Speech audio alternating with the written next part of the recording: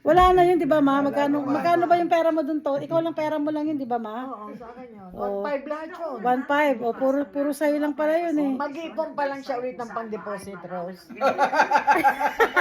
Umpisa pala. Ang galing yung dalawa. Magaling yung dalawa. Makakalimutin na eh, di ba? Pagdating sa pera.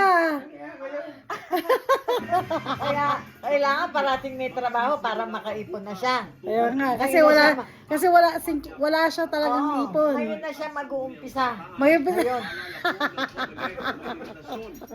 Ngayon, November, December, January, February, 4 na buwan pa. apat na buwan pa, Dad. Yan, makapag-ipon ka. Oo.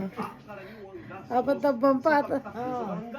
Pero si Angela, anak daw ni Michelle. Oo. Hindi niya maalala kung anak ni Michelle. Oo, Pero pagdating doon sa ipon niya, alam. alam na. At ang tanong, nandito ba tayo? Kumakanta sila?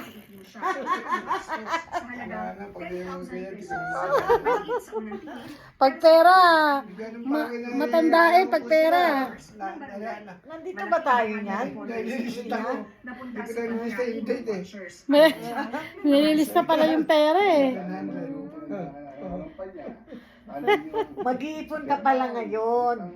Huwag mo sabihin yung 700. Libura yun. Wala yun. Nakalagay doon 700 video. Katulad yung pagpapadala ko kay Evelyn, dapat hati tayo. Ang ginawa ko, sinolo ko na lang.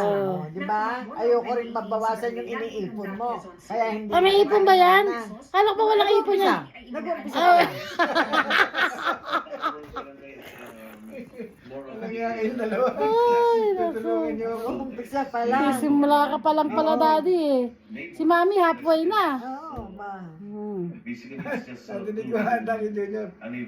Pagatiin mo na yung dalawa. O, tanda pa niya, sinabi ni Junior, hati daw sila, oh. Oo.